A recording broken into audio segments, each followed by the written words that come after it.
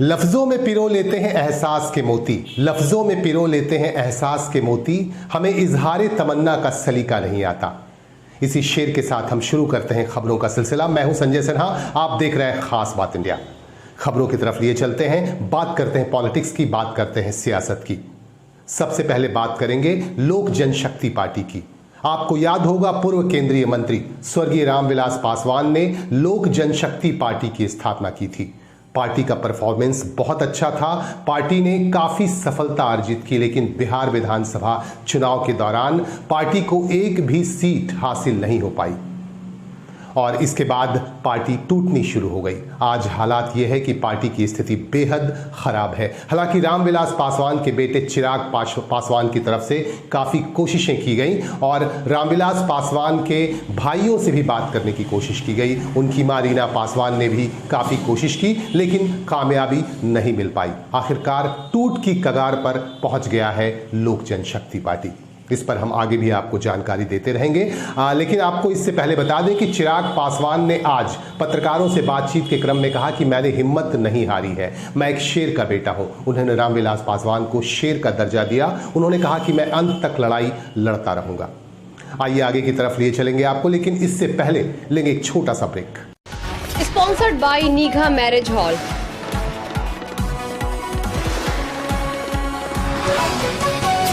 Co-sponsored by Modern Furniture।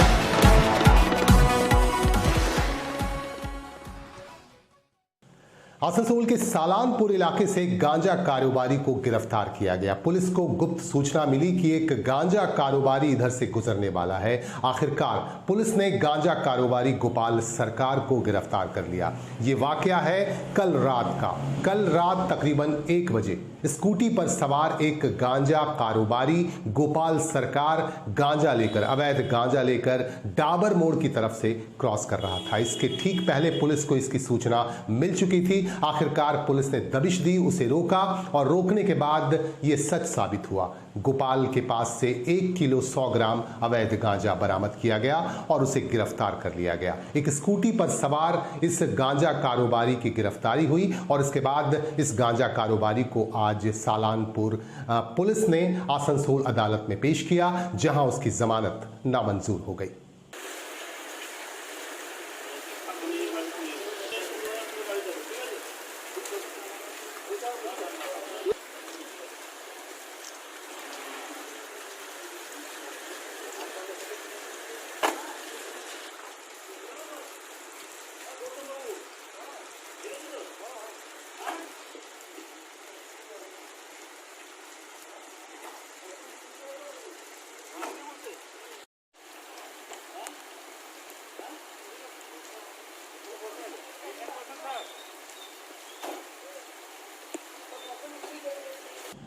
पहली बारिश मैं और तुम। दोस्तों, बारिश को लेकर कई रोमांटिक सॉन्ग्स हैं जो बेहद सुपर हिट साबित हुए, लेकिन बारिश की वजह से काफी नुकसान भी हो रहा है। आज की पहली बारिश की वजह से रानीगंज में अच्छा खासा नुकसान देखने को मिला। हम आपको लिए चलेंगे रानीगंज के नबी नगर और हुसैन नगर इलाके में। हमारे संवाददाता जाहिद अनवर आपको दे रहे हैं खास जानकारी। जय हिंद दोस्तों, मैं हूं जाहिद अनवर और आप देख रहे हैं खास बात इंडिया। इस वक्त मैं मौजूद हूं रानीगंज के 88 नंबर वार्ड हुसैन नगर पे, जहां आप साफ तस्वीरों में देख पा रहे हैं किस तरह यहाँ पे पानी का एक रेला चल रहा है। बरसात के मौके पे लोगों के घर तक पानी घुस चुका है। पूरी जानकारी के लिए हम कुछ घरों से बातचीत करेंगे और जानेंगे कि ये बरसात की शुरुआत है, जब पूरी बरसात आ जाती है तो किस तरह लोग यहाँ रहते हैं। तो बने रहे हमारे साथ खास बात इंडिया। किस तरह पर बरसात में क्या हो रहा है? पानी तो इस तरह ढुक रहा है, पानी रूम में ढुक जा रहा है, पूरा चारों तरफ पानी ही पानी है। घर से पानी जग से निकालने पड़ रहा है, बहुत परेशानी है। ये नाला का वजह से पूरा पानी एकदम ये तो बरसात का शुरुआत है। हाँ। अगर पूरा बरसात आ जाए तो क्या हालत? पूरा डूब जाते हैं हम लोग, इतना पानी आ जाता है, डूब जाते हैं एकदम। तो स्थानीय कभी काउंसिलर नेताओं को कभी नहीं कोई ऐसा बात नहीं है, कुछ नहीं, कोई काम नहीं, कुछ काम नहीं हुआ। क्या नाम है? मेरा नाम मोहम्मद आफ्ताब आलम। तो देखा, आफ्ताब आलम ने कहा है कि ये तो शुरुआत है और बरसात आने पे पूरा भर जाता है। और भी हम आपको तस्वीरें दिखाएंगे, तो बने रहे हमारे साथ। खास बात इंडिया, मैं जाहिद अनवर। क्या नाम है जगह का? हुसैन नगर हुसैन नगर में। हाँ। क्या क्या परेशानी हो रही है? अंगना में पूरा पानी भर गया, एक घर में पानी भर गया पूरा एकदम। खाना नहीं बन रहा, कैसे पानी खाना बनेगा पानी में? तो पानी का घर तक घुस जाती है। घर में इस समय पूरा भर गया था, अभी पानी कम हुआ। पानी ये एकदम बरसात का शुरुआत है, पूरा बरसात यही तो आज से शुरुआत समझो, आज से पानी भरा पूरा शुरू हो गया। बरसात आ जाता तो क्या होता है? पूरा एकदम पूरा भर जाता है, सब घर से पूरा भर जाता है एकदम। तो स्थानीय काउंसलर को आपने कभी जनाया? नहीं जनाया तो नहीं तो किया था। तिरपाल देने का बात हुआ, तिरपाल भी नहीं मिला क्या नाम हम हुआ लोग। आपका? हमरा फतेजा खातून। 89 तक लोगों का पानी पहुंच चुका है, लोग खाना तक भी नहीं बना रहे हैं और कह रहे हैं कि ये ड्रेन बनने के बाद भी प्रॉब्लम है। ये प्रॉब्लम सिर्फ आज नहीं बल्कि कई सालों से चला आ रहा है। इस विषय में आपका क्या कहना है? देखिए, ये पानी जो हो रहा के दिन से तो ऊपर का पानी है और ये तो हम लोग बंद भी कर नहीं सकेंगे। ऊपर वाला पानी कैसे बंद करेंगे? हमारा पास सुबह से कुछ खबर आया रानीगंज के बारे में, जगह जगह में हमारा जो स्टाफ है उसको भेजा हम देखने के लिए जे कौन कौन जगह पानी जम गया, कैसे जम गया, पानी निकालना की जगह किधर है। पानी काट कर निकाल देंगे तो पानी नहीं जमेगा, निकल जाएगा। इसीलिए सुबह से मेरा आदमी घूम रहा, देख रहा, हम लोग तुरंत कार्रवाई कर देंगे। और ऊपर वाला पानी बंद करना हम कहे, भगवान का दिया हुआ दान हो तो पानी होगा ही होगा, होने दीजिए, सबको वाला होगा। पानी जहाँ जम गया हम वो निकाल देंगे। दक्षिण 24 परगना के सोनारपुर पुलिस को एक बड़ी कामयाबी मिली। पुलिस को सूचना मिली कि चोरी और डकैती में कुछ लोग संलग्न हैं। लिहाजा पुलिस ने अभियान चलाया और इस अभियान के तहत 3 लोगों को कुछ अवैध सामानों के साथ गिरफ्तार कर लिया गया। इनसे पूछताछ की गई। पूछताछ में ये साफ हो गया कि जो तमाम सामान बरामद किए गए हैं, जो पंप्स और कुछ जरूरी उपकरण बरामद किए गए, वे तमाम सामान चोरी के थे। डकैती के बाद इन सामानों को कहीं ले जाया जा रहा था। रास्ते में पुलिस ने दबिश दी, इन्हें रोका और 3 लोगों को गिरफ्तार कर लिया और तमाम सामानों को जब्त कर लिया गया। ये 3 लोग दक्षिण 24 परगना के विभिन्न इलाकों के रहने वाले हैं। इनके पास से कुछ गहने, कुछ कागजात और कुछ मोबाइल फोन्स भी बरामद किए गए हैं। इन तीनों को अदालत में पेश किए गए, जहां से इन्हें न्यायिक हिरासत में भेज दिया गया है।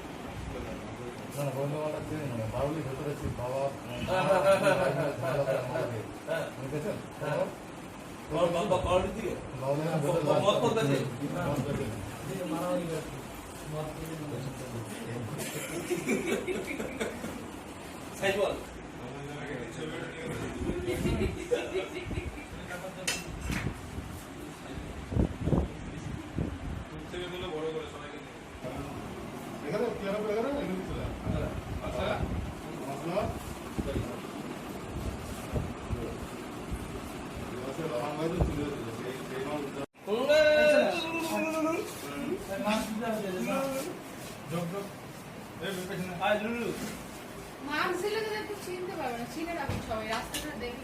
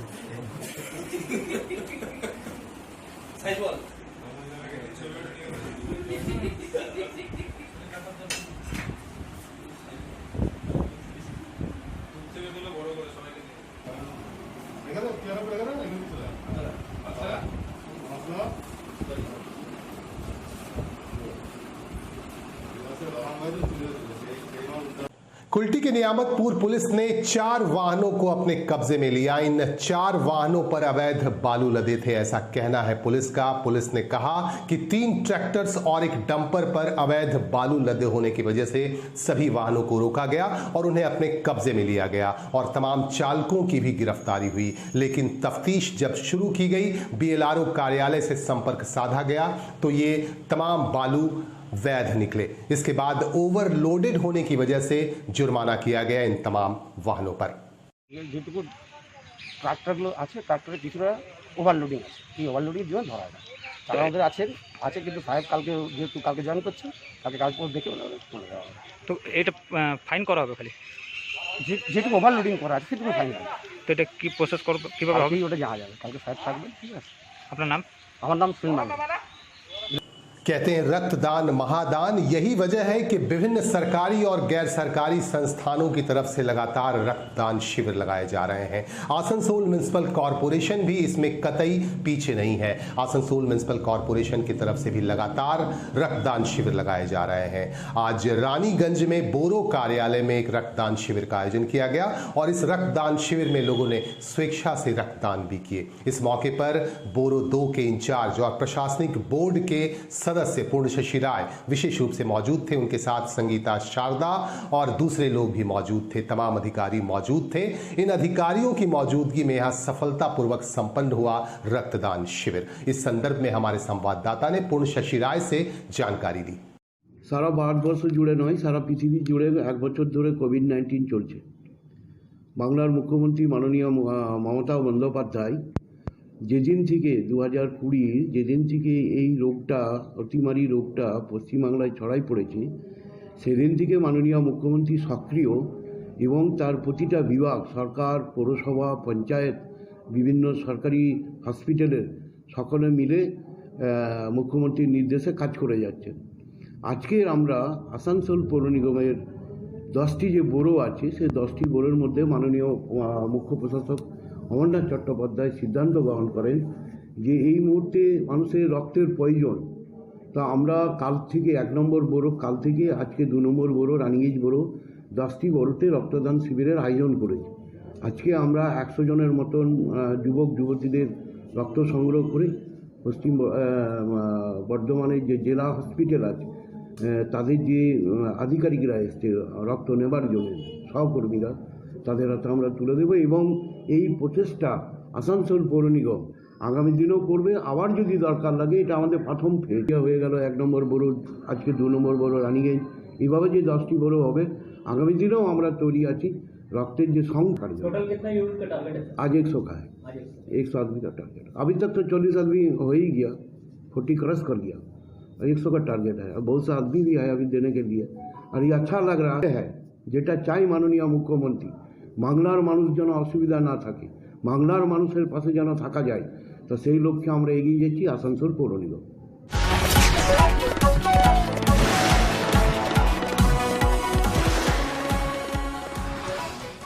कुल्टी के सियालडांगा में रहने वाले राजेश खाटूवाला ने अपने ही चचेरे भाई मनोज अग्रवाल पर अपनी जमीन हड़पने का संगीन आरोप लगाया है। इस बाबत उन्होंने पुलिस से शिकायत की है और आसनसोल स्थित BLRO कार्यालय से भी शिकायत की है। इसके बाद BLRO कार्यालय भी काफी एक्टिव हो गया है। इस बाबत हमारे संवाददाता ने राजेश खाटूवाला और BLRO से भी बातचीत की और उनका पक्ष लिया कि आखिर क्या मामला है। BLRO के अधिकारी का कहना है कि बहुत जल्द ही तफ्तीश के बाद इस पर कार्रवाई शुरू की जाएगी। यहाँ का बेलोरो पे इल्ज़ाम लगा रहे हैं, आप पे भी इल्ज़ाम आ रहा है, इस विषय में आप क्या कहना चाहेंगे?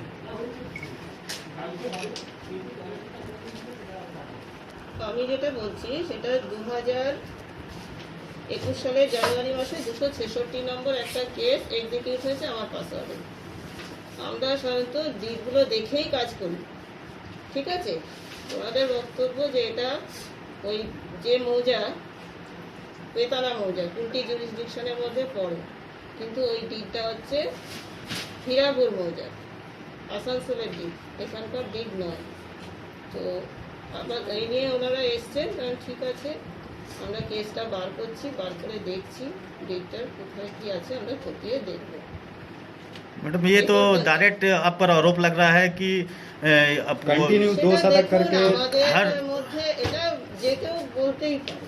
हर 2 शतक में आप लोग रिकॉर्ड चढ़ा रहे दूसरा का नाम से और रजिस्ट्री हो जा रहा है। ভালো করে তো দেখতে হবে ব্যাপারটা, সে তো অনেক কিছু অনেক মনে হয় যে अभी 10 मिनट पहले ये बोले कि हमारा गलती हुआ। হ্যাঁ, अभी 10 मिनट पहले बोला हमारा गलती हुआ। যে ভুলটা আপনারা বলছেন আমার পাসওয়ার্ডে যেহেতু হয়েছে, তাহলে ঠিক আছে, এবার এটা কি ধরনের ভুল হয়েছে কি হয়েছে কেসটা আমাকে দেখতে হবে তো বার করে। আবার আমি সেই রেকর্ডটাই বার করতে আমার যে স্টাফ আছে তাকে বার করতে বলেছি, তার খোঁজাখুঁজি চলছে। तो ये गलती, ये मिस्टेक कहाँ से हुआ? कहाँ से बोलते? जो 2 शतक करके हमेशा जमीन जो बिक्री हो जा रहा है या किसी और के नाम में चढ़ जा रहा है, तो ये मिस्टेक कहाँ से हुआ? অফিসে হয়েছে আর আমরা ডিড দেখে কাজ করি, ঠিক আছে? মানে আপনারা মানছেন কি আপনাদের সাথে মানে ভুল হয়েছে? ডিডটা দেখে কাজ করি, এবার সেটা ডিডটা ডিপেন্ড করছে। যদি এটা দেখা যায় যে হ্যাঁ এটা ভুল বা কিছু, সেটা আমরা আরও এর পিছনে যে তল্লাশিগুলো সেগুলো করা হবে, অনুসন্ধান করা হবে। রেজিস্ট্রি অফিসকে প্রয়োজন করলে আমরা সেখান থেকেও দেখব, ঠিক আছে? ঠিক। এই নিয়ে আপনাদের নামে কোর্টের অভিযোগ করা হয়েছে আগে কি বেলারও ভুল করেছে এইভাবে জমি এটা আমি জানি না, আজকেই শুনলাম আমি, ঠিক আছে? আজকেই আমি শুনেছি। এখন কোর্টে অভিযোগ করা হয়েছে কি সেরকম কিছু আমাদের কাছে আমার নলেজে অন্তত নেই। মামলাটা এখানে দেওয়া আছে। আপনার নাম ম্যাডাম? আপনার পরিচয় কি? আপনি কি পোস্টে আছেন? আমি রেভিনিউ অফিসার। ধন্যবাদ।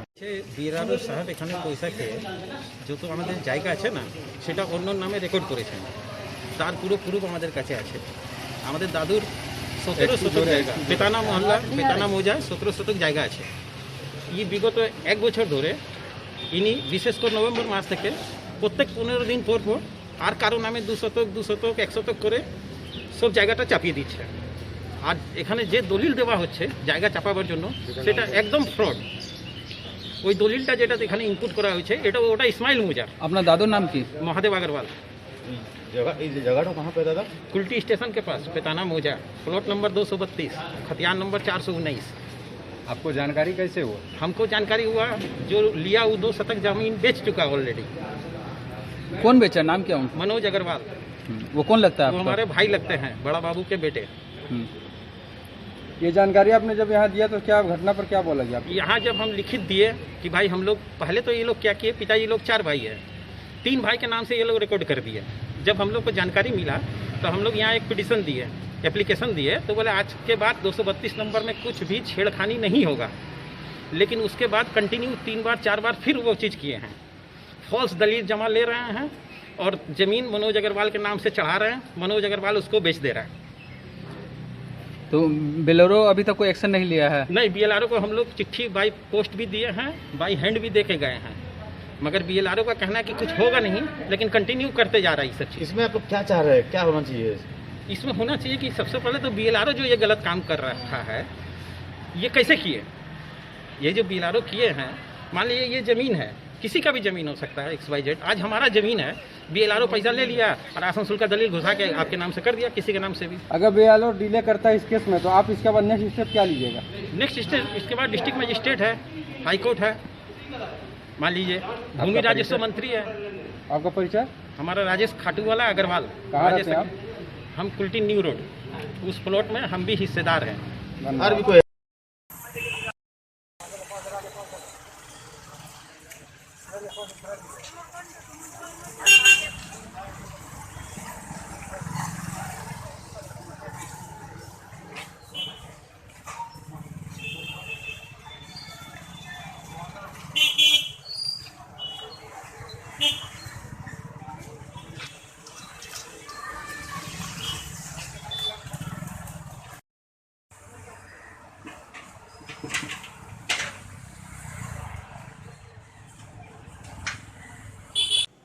आज सुबह से ही बारिश हो रही है। बारिश की वजह से कई इलाकों में नुकसान भी हुए, कई कच्चे मकान ढह गए। आसनसोल के गोपाल नगर इलाके से हमारे पास खबर आ रही है। गोपाल नगर में हनुमान मंदिर के ठीक निकट एक कच्चा मकान ढह कर गिर गया और गिरने के बाद हालांकि किसी का नुकसान तो नहीं हुआ, कोई हताहत तो नहीं हुआ, लेकिन मवेशी दब गए। मकान के आसपास जो मवेशी बंधे हुए थे वह दब गए, लेकिन काफी मुश्किलों के बाद मवेशियों को निकाला जा सका। मकान के मालिक नागेश्वर यादव से हमारे संवाददाता ने जानकारी ली।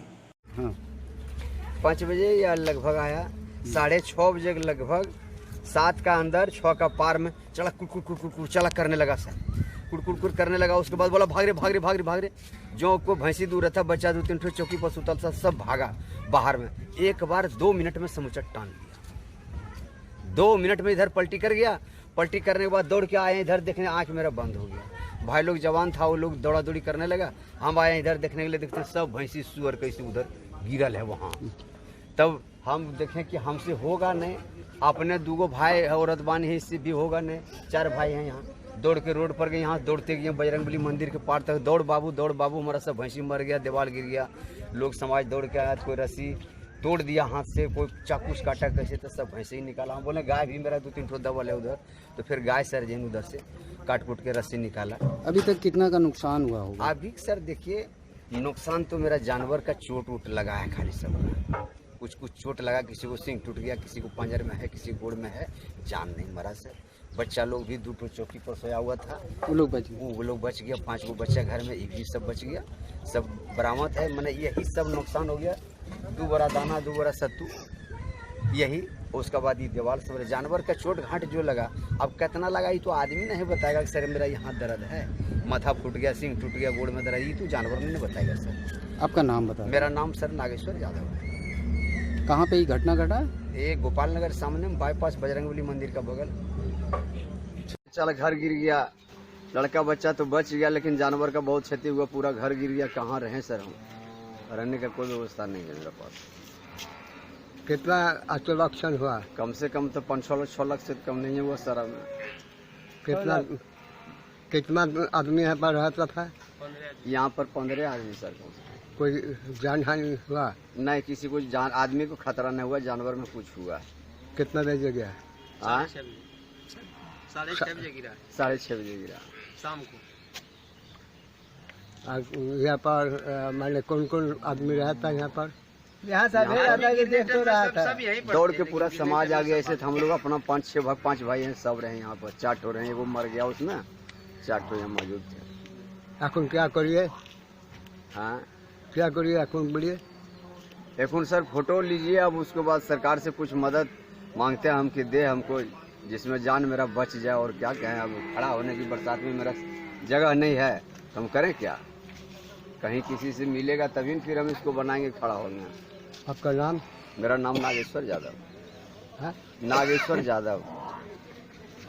पीएम केयर फंड्स की तरफ से 2 तोहफे दिए जा रहे हैं पश्चिम बंगाल को। पश्चिम बंगाल के कल्याणी और मुर्शिदाबाद में 250 बेड्स के 2 अस्पताल बनाने की घोषणा की गई है। आज प्रधानमंत्री कार्यालय से एक प्रेस रिलीज जारी किया गया और इस प्रेस रिलीज में बताया गया है कि बंगाल में 2 जगहों पर 250 बेड्स के 2 अस्पताल बनाए जाएंगे। 41 करोड़ रुपए आवंटित किए जाएंगे इसके लिए, इस तरह की जानकारी दी गई है। इन्हीं बातों के साथ हमें दीजिए इजाजत, इस वादे के साथ कि आपके साथ हर पल जुड़े रहेंगे, जल्द ही मिलेंगे और आप भी हमारे साथ बने रहें, अपना सहयोग करते रहें। नमस्कार।